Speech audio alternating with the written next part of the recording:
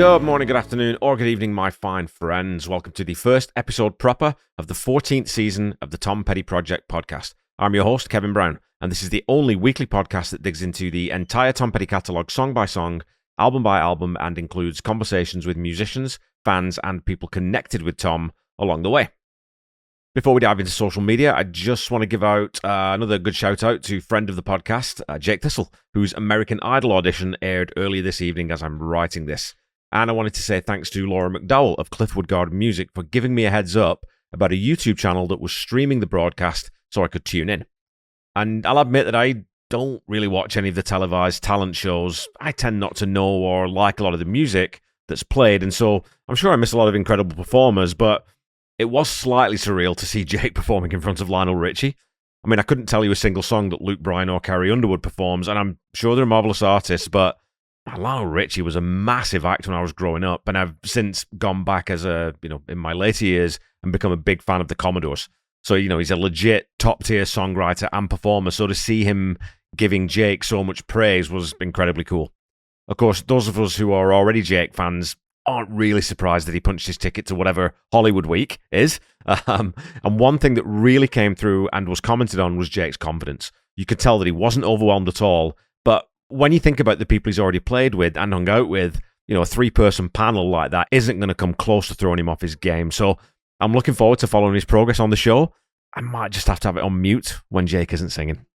I should also say a quick thanks to Sue Heights Bailey Brown, who shared the kickoff episode this season over on Tom Petty Nation. I think we picked up a few more listeners, a few new listeners from that post. So welcome if you're just discovering the podcast. As a note on that, I don't play any music from the songs in the episode itself. So my sort of general rule of thumb is go listen to the song, come listen to the episode, go listen to the song again just to see if anything I've said sort of, sparks anything in your brain. There were plenty of very positive comments about this album, especially on Facebook, so I figured I'd read some of those out. On Facebook, the wonderful Annette Chaplagin, and I'm still not sure if I'm saying that right, wrote, "When I talked, played, and sang with a guitar player friend of mine, we often chose Highway Companion songs. Easy to play, clear harmonies and melodies, and lots of them perfect for singing harmony. I love to do that with him, or Tom, with Big Weekend, Golden Rose, Damaged by Love, Down South. There was even a guitar book with the chords for Highway Companion, if I remember right." And I'm pretty sure you are remembering right there, Annette. I'm also pretty sure that we'll be talking lots this season about easy to play, clear harmonies and melodies, because this album is, among other things, the epitome of Tom's virtually peerless ability to write concisely and economically. Long-time listener and couple times guest on the show, Dallas Elliker, wrote, "I've loved this album since the first time I heard it. It may be the most listenable from beginning to end, which is great for a road trip. Put this on, and suddenly you are 45 minutes down the road. Musically, it's simple but beautiful with Mike's slide guitar throughout. Lyrically, it's complex but effortless with stories, characters, and themes interweaved through the songs. Jeff Lynne plays the bass but dials down his production style so you get more of a Wildflowers sound with a Full Moon Fever workflow. Down South is a standout song for me, but if I'm going to highlight more, I'd have to mention 6 other songs. There are a ton of great songs here." Now, I love what Dallas says right at the beginning there. It may be the most listenable from beginning to end. It's a heck of a point, and I've been thinking lots about how highly I rate The Last DJ, Highway Companion, Mojo, Hypnotic Eye within Tom's overall canon, and I think that this is a large part of it. Where a lot of the early albums had more singles and big hits, and deliberately so, Tom definitely got into a groove of writing whole records more consistently at a certain point in his career. So sometimes, even if every song isn't going to crack your Petty Top 20, the sum of the parts can often elevate an album in terms of its overall appeal, I find. And this is definitely one of those. Lisa Teray comments, "My favourite album, so much that I played it continuously on a 6-hour drive to Niagara Falls and a 6-hour drive back. True story." So, Lisa, I went and did the math, because of course I did, I'm a nerd. So, assuming, Lisa, that you stopped the CD when you got to Niagara Falls, then started it from the same point when you set out for your return leg, you'd have listened to it 16 times in its entirety and would be about 42 seconds into Turn This Car Around when you arrived home. How fitting is that? Jack McNay left the following note. "This album does hold a fairly unique place in my history, as it was a pillar of my first trip down to Florida as an adult. This was also before I learned of that deluxe edition. I think the album would have benefited from the addition of both Around the Roses and Home, maybe even switching the studio take on This Old Town for the demo as well. And my namesake song can be cut off too. Invert the order, and a 9 out of 10 becomes a solid 10 out of 10 album. For me, the best song is Turn This Car Around. Captures the imagination in a very unique way, and the video I got on that one is really special. And I've shared a couple of Jack's videos on his YouTube channel in the past, and I'll throw a link in the episode notes for his Turn This Car Around piece. It's pretty damn cool, and I know that you'll enjoy it. It involves a certain highway that we're all familiar with. Chuck Connors writes, I love this album, but I tend to think it's somewhat underrated. Tom plays the majority of all the instruments on this album as well. Saving Grace is a killer tune. Down South, Square One, Night Driver, Jack, This Old Town. Plenty of great songs on this album. And again, this is something we talked about last season. Some of these later albums don't get nearly as much spotlight as the 70s and 80s records. And I think it's a real shame because people are missing out on some incredible work. My pal Nora Hayward-Olson responded, one of my favourite albums. The theme of time rings especially true when those of us reach a certain age. And I'm sure I'll be talking about that too, Nora. There's definitely an allegory for life's highway as much as any physical piece of road that Tom is exploring through these songs, so it'll be fun to try to tie them all together. There were lots of comments about individual songs, with Square One probably being the most frequently name-checked. Because of the share to Tom Petty Nation, there were way too many comments to read out in full this week, so I'll leave the Facebook comments there and head over to Instagram, where Tim Maloney wraps up our socials for the week saying, Hey Kevin, I've been waiting for Highway Companion and to hear you dig in. I sometimes think of it as Wildflowers with Jeff Lynne. Singer-songwriter TP at the top of his game. And I couldn't agree more about Tom being at the top of his game. I think that surety and artistic composure really started on Into the Great Wide Open, but kept growing and growing until we hit The Last DJ and everything forward from there. So I really look forward to hearing your thoughts on the songs as we work through them, Tim. Before we start digging in, and on the subject of Tim's, I think this season I'm also going to start posting links in each episode to the brilliant Judge Timber's tutorial videos of all the songs on Highway Companion. By my count, there may be only 2 songs that Tim hasn't posted to his YouTube channel from this record, so there's a little challenge for you, mate. I think Jack and Turn This Car Around are the only 2 you haven't covered yet, so you got a few weeks before I hit those episodes. You know, if you feel like doing those, then you'll have the whole set. But this idea goes back to our first Facebook comment with Annette talking about playing Big Weekend with friends. A lot of the songs on this record are definitely approachable for novice guitarists, and if you watch Tim's videos, you'll be playing along in no time because he does a fabulous job of breaking them down and then building them back up. Okay, folks, it's time to crack the seal on Season 14. It's time to flip the top down, hit the open road, and travel the highway with Tom as our companion. So what do you say we start at the beginning with the immaculate blues rock of the opening track, Saving Grace.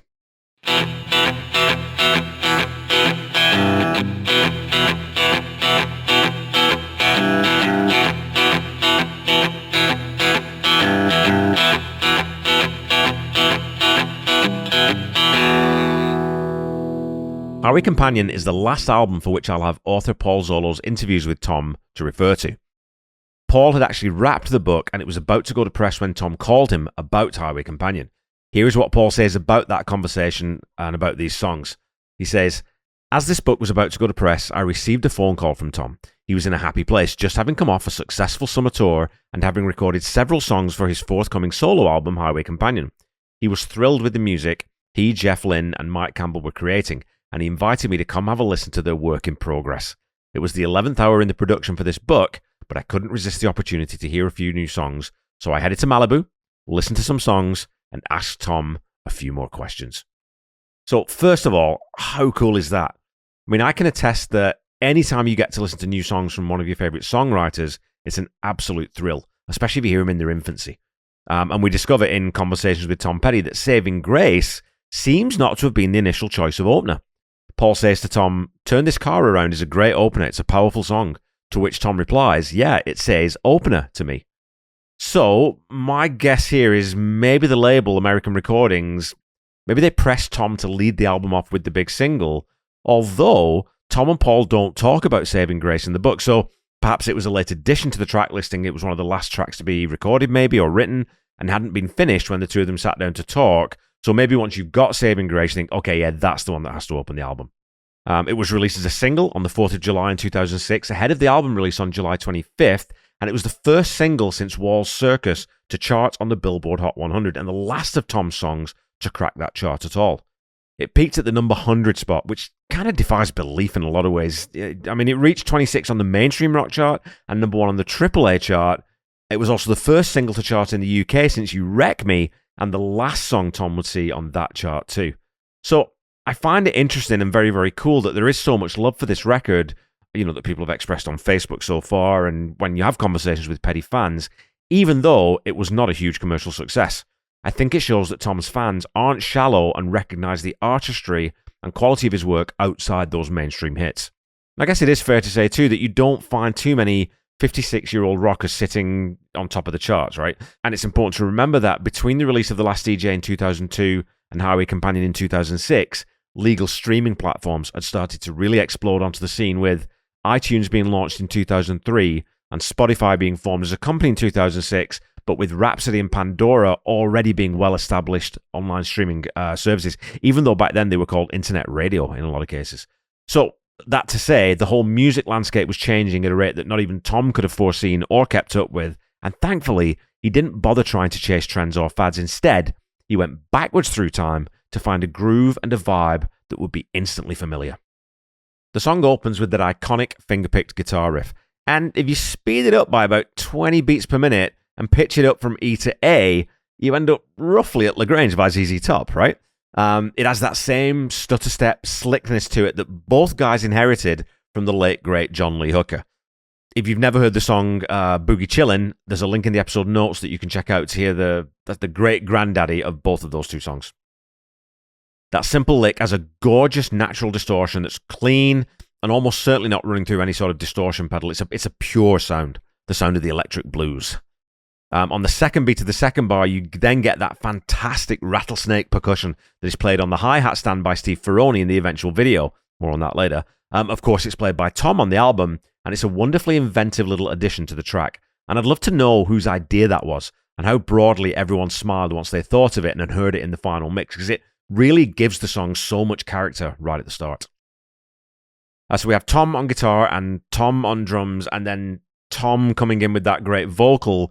So if there were any doubt that this is a solo record, I think the construction of this track in its early form blows those doubts away. And maybe this is another reason why the song replaced Turn This Car Around as the opener. We get a triple shot of Tom to open things up. I'm passing sleeping cities, fading by degrees, not believing all I see to be so. I'm flying over backyards, country homes and ranches, watching life between the branches below. So there's a wonderful detachment to this lyric. It's sort of distrustful in a way, and somber and clinical in a very interesting way. Is Tom talking about society? Is he talking about the music industry again? Is he talking about his own life? Is he talking about all three at the same time? Tom doesn't prescribe any of this for us. He just leaves us to decide. The verse gives way to a B section, and as we have done so many times, we can really have a discussion about whether this song has a complete, a clearly defined chorus section or just a single title line. As Tom sings, but it's hard to say who you are these days, we hear the hand claps come in on the 2s and 4s, and that quite needly, spiky guitar tone that comes in over the top of that straighter rhythm part. You can also hear a very bassy piano note thumping away on the count too, as the tension in the song threatens to boil over. And we stay on that A chord until the release on the line, Don't You Baby, when we shift back to E. After that, it's just a matter of finishing up this section with the title line. You keep running for another place to find that saving grace. And again, we have that relentless discontentment that Tom is building throughout the song. When Tom hits that line, that searing organ part comes in, played by Jeff Lynne, probably, who's most definitely doing his best Benmont Intense impersonation and getting pretty close to it. I know that the keyboards were split fairly evenly, Tom says in the book, between him, Mike, and Jeff, or probably more so him and Jeff, so we're not too sure who played what, but my guess is that if it's organ, it's probably going to be Jeff Lynne. As the second verse comes in, the full band joins with a nice splashy cymbal hit with the kick and the bass guitar joining the quick stepping tempo, and man, that's a big sounding snare drum. I'm moving on alone over ground that no one owns, past statues that atone for my sins. There's a God on every door and a drink on every floor, overflowing with 1,000 amens. So there's a huge Dylan influence again here for me. It's very abstract and a very oblique lyric that paints a wildly enigmatic picture in your mind. I'm moving on alone over ground that no one owns could be interpreted as Tom thinking back to his nomadic Cherokee ancestry. Then a God on every door and a drink on every floor yanks us violently forward in time to the hedonistic lifestyle that a lot of rockers find themselves tangled up in. past statues that atone for my sins, and overflowing with 1,000 amens, it's kind of like to me, it's a sardonic spiritual bite to the end of each line. A drink on every floor overflowing with 1,000 amens could very easily be taken as a comment on the hypocrisy of the outward appearance of sanctity juxtaposed with private debauchery. And it could be none of those things, but man alive, that's how you write a great lyric, folks. At the end of those two main lines, we have that accent lick on the slide guitar from Mike Campbell. And the more I listen to him, the more I think Mike is one of the most unheralded slide players in rock and roll. I mean, look, I'm not going to sit here and tell you he's on par with guys like Derek Trucks, but when he pulls out that slide and moves it around the wound brass, he makes it sing, man. And it's hard to say. We can probably call that a pre-chorus. Like, for the sake of argument, let's go with that and say the line, "You keep running for another place," that's the start of the chorus. So in the pre-chorus this time around, we get the hand claps, and we add in a double-tracked harmony vocal. And I bet a month's wages that's Jeff Lynne and Tom singing the same part. Jeff's vocal is mixed a little higher, a little bit further forward, and you get his cleaner tone ringing through and carrying, but there's that little bit of sandpaper in there too that Jeff doesn't have, but Tom's vocal can add just underneath. And then there's another wonderful lick from Mike before we head into that chorus line. After this chorus, we get that fantastic walk down bridge section. The insistent backbeat doesn't change, and the swing in this song comes only from the guitars, not the drums, while the organ and a lead guitar part punch home the start of every second bar.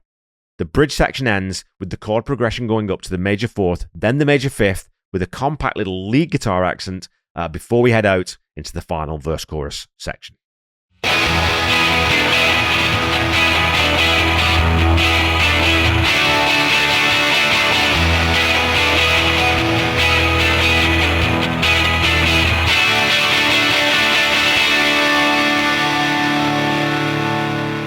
Alrighty, folks, it's time for some petty trivia. Your last question from the Can't Stop the Sun episode was this. Mike wrote the words, "You can't stop the sun from shining," but in real life, roughly how much longer is our sun expected to continue shining before it runs out of fuel? Is it A, about 500 million years, B, about 1 billion years, C, about 5 billion years, or D, about 50 billion years? Well, I hope you're ready for this. The heat death of the sun will happen in about 5 billion years. So you don't need to panic just yet.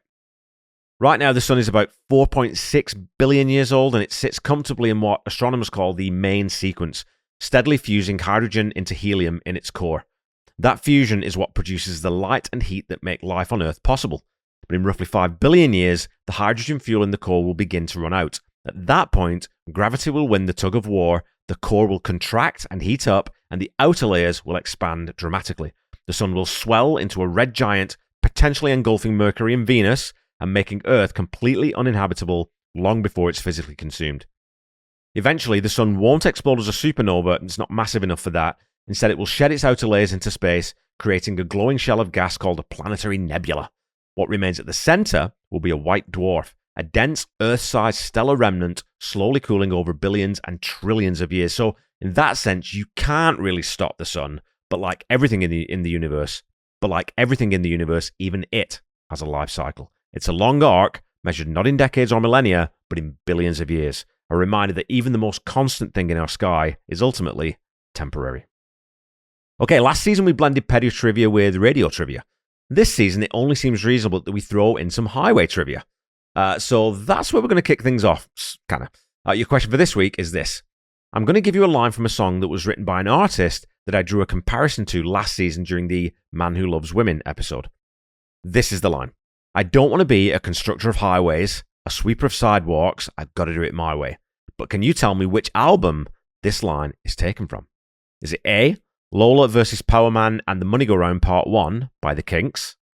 B, Sgt. Pepper's Lonely Hearts Club Band by the Beatles? C, Blonde on Blonde by Bob Dylan? Or D, Goat's Head Soup by the Rolling Stones?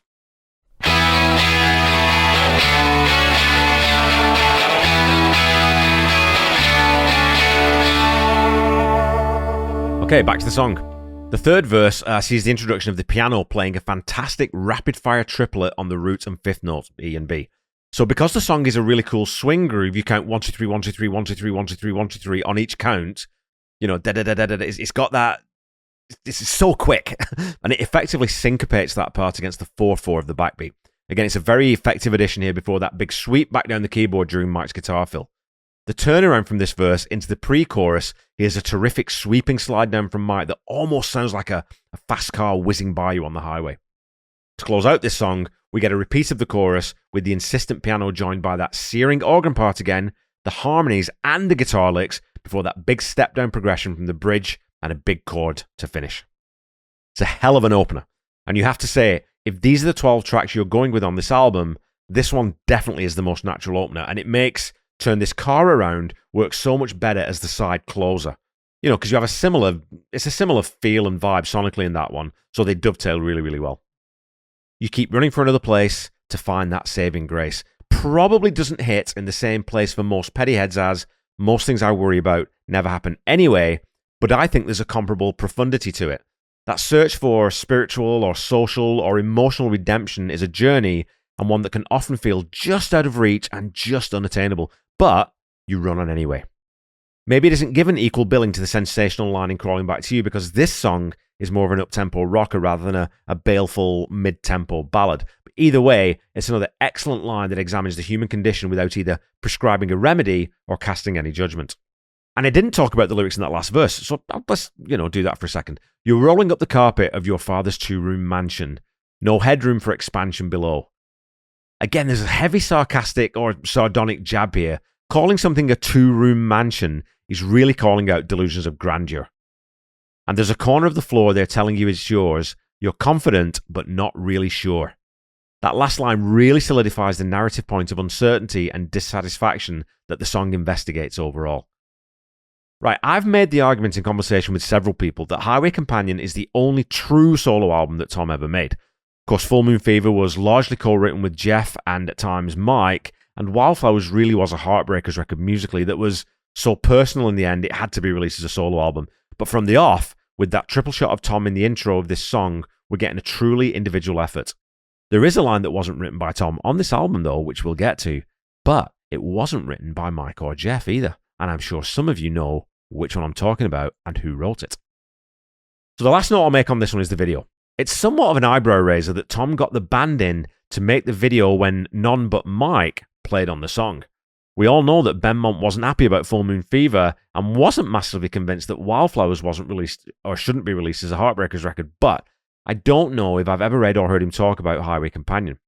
It's also a rather subdued, straight-up performance video shot in black and white, and with Tom playing that beautiful Gibson ES331, it definitely has a good feel to it, but I sometimes think it's an opportunity missed to build a narrative around the thematic through lines of Highway Companion as an album.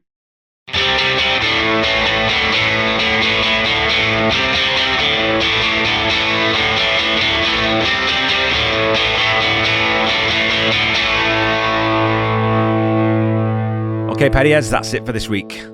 Saving Grace is a fantastic statement song to open the album. It has a familiar yet distinctive sonic form, a hugely confident, beautifully controlled vocal from Tom, and some wonderful accents and additions subtly fleshed out through its fairly short runtime. Saving Grace grabbed me immediately the first time I heard it, and it's a go-to song for me on most lists of recommendations that are for other people when they ask me about Tom Petty. It's a very, very easy 10 out of 10 for me.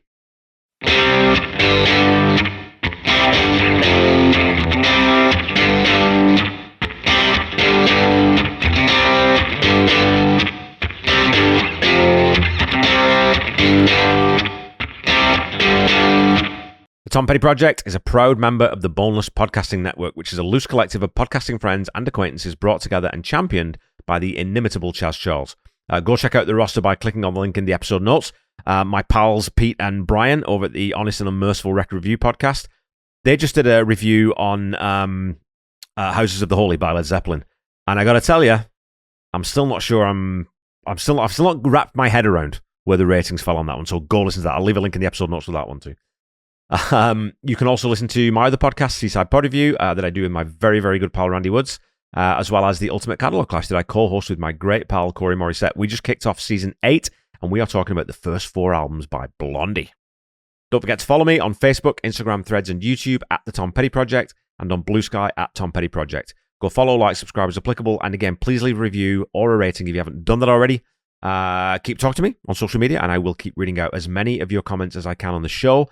And as a weekly reminder, the Tom Petty Project is not affiliated with the Tom Petty Estate in any way. So when you're looking for Tom's music, please visit official streaming platforms, or better yet, say it every week, go to your local independent record seller, grab some physical media, and support local business. If you're looking for official merchandise, go to store.tompetty.com. And if you're looking for merchandise for this show, please go to store.tompettyproject.com. Don't forget to check out the Tom Petty Nation and Tom Petty Fans Forever groups on Facebook. And make sure you check out Tom Petty Radio on Channel 31 on Sirius XM. Until we meet again next week, keep listening to and sharing Tom's music. Try to be kind. Try to say I love you to someone at least once a day. Stay safe and healthy, and I'll be back with you next week to talk about one of the most beloved deep cuts in the Petty canon, Square One. Bye-bye.